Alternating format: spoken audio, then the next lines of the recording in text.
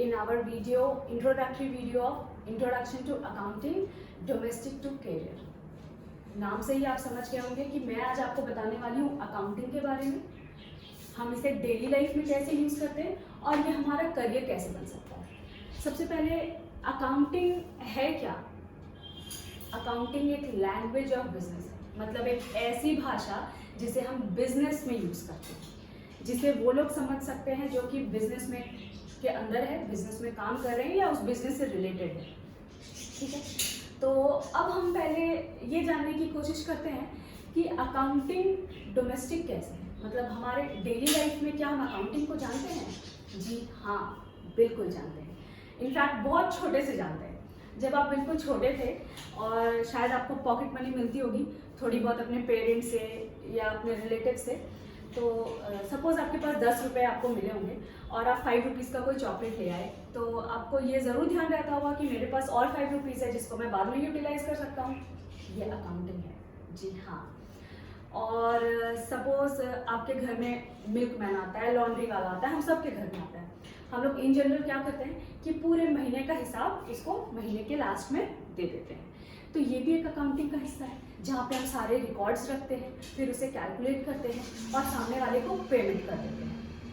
अच्छा, अगर मान लीजिए कि किसी तरह की भूल हो गई हमसे कैलकुलेशन करने में, या जिसे हमने पेमेंट की उसे लगा कि हाँ कुछ गड़बड़ है, कम ज़्यादा कुछ है, तो फिर वो हम एक दूसरे को इन्फॉर्म करते हैं, हम उसे ठीक करते हैं।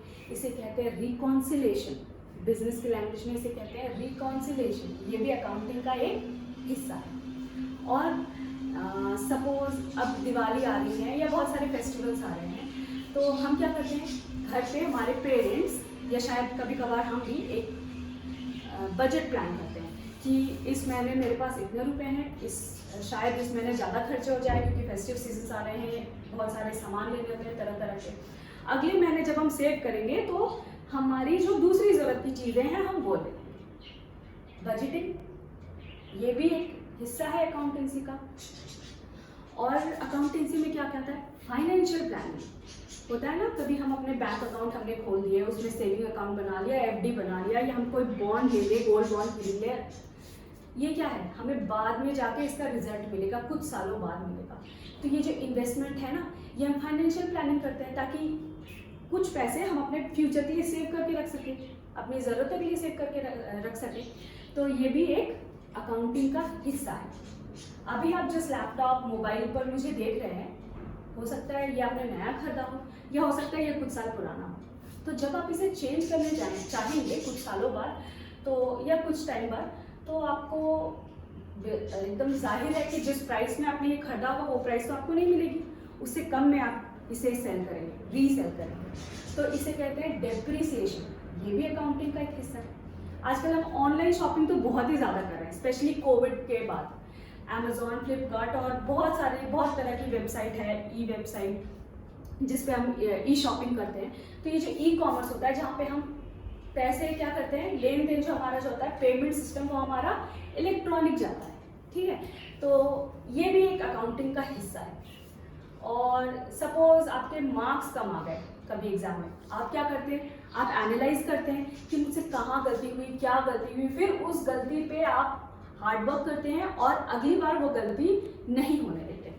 ये भी जो अपने वीक स्पॉट्स को एनालाइज करना और फिर उसे ठीक करना, ये भी अकाउंटिंग का एक हिस्सा है। तो अकाउंटिंग आपने देख लिया कि कैसे हमारे डेली लाइफ से हर जगह जुड़ा है, हमारे स्कूल लाइफ से जुड़ा है, हमारे घर से जुड़ा है, हर जगह जुड़ा हुआ है। तो अकाउंटिंग कोई नई चीज़ तो अब नहीं है, आप समझ गए होंगे।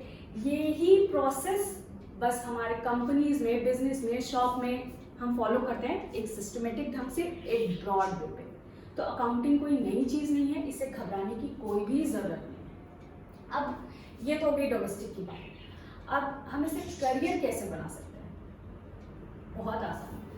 अगर आपको बिजनेस में इंटरेस्ट है, अगर आप अपना खुद का बिजनेस खोलना चाहते हैं, ठीक है, या आप हाईली पेड जॉब्स के लिए भी अगर आप चाह रहे हैं कि मुझे बहुत अच्छी जॉब मिले, आप हो सकता है कि आपको गवर्नमेंट सेक्टर में जॉब करना हो या आप सेल्फ एम्प्लॉयड भी होना चाहते हैं, तो कॉमर्स आपके लिए, कॉमर्स पढ़ना, अकाउंटिंग पढ़ना आपके लिए बहुत फायदेमंद है। कैसे? आप चार्टर्ड अकाउंटेंट बन सकते हैं, कॉस्ट अकाउंटेंट बन सकते हैं, कंपनी सेक्रेटरी बन सकते हैं, आईटी डिपार्टमेंट में काम कर सकते हैं, ऑडिटर बन सकते हैं, और बहुत सारी पोस्ट के लिए आप एलिजिबल होते हैं, चाहे वो प्राइवेट सेक्टर हो, चाहे वो गवर्नमेंट सेक्टर हो। आप रेलवेज के लिए जा सकते हैं, आप बैंक के लिए जा सकते हैं। तो स्कोप तो बहुत ही अच्छा है आगे चलके। और ये भी आप सोचते होंगे कि पता नहीं कब इसका डिमांड हो, कब इसका डिमांड घट जाए। तो ये चीज़ मैं क्लियर कर देना चाहती हूँ कि मुझे तो नहीं लगता कि इसकी डिमांड कभी भी कम होगी। क्यों? हमारे घर के आसपास जो छोटे मोटे शॉप्स हो या मॉल्स हो या कोई बड़ी कंपनी हो, हर जगह, हर छोटे से छोटे शॉप से लेकर बड़े से बड़े कंपनीज तक अकाउंटेंट्स की ज़रूरत है, चार्टर्ड अकाउंटेंट्स की ज़रूरत है, कॉस्ट अकाउंटेंट की ज़रूरत है, ऑडिटर्स की ज़रूरत है, और भी बहुत सारे पोस्ट हैं जिनमें जो अकाउंटिंग को जानते हैं उनकी ज़रूरत है। बिना इसके काम तो चलने वाला नहीं है। और आप बिल्कुल अच्छी तरह से जानते हैं कि ये जो शॉप्स हैं दिन प्रतिदिन बढ़ते ही जा रहे हैं, ये कम नहीं होने वाले हैं। तो आने वाली वीडियोस में हम क्लास 11 से रिलेटेड बिल्कुल बेसिक से स्टार्ट करेंगे और आगे बढ़ेंगे टॉपिक वाइज, चैप्टर वाइज। और आपको ये जानना इसलिए ज़रूरी है क्योंकि आगे जाके आप अगर परस्यू कर रहे हैं अकाउंटेंसी या कोई भी फील्ड आप कॉमर्स से रिलेटेड परस्यू कर रहे हैं, तो आपको अकाउंटिंग की नॉलेज होना बिल्कुल ज़रूरी है। और आप अगर ABCD जानेंगे, then only you can form words and after then sentences. Without alphabet, you cannot form sentences. So be ready, and I will make sure that I will make you understand everything in topic wise, in details, and any question and any queries, I'll try to answer all of that in our upcoming videos. Thank you for watching. Bye bye.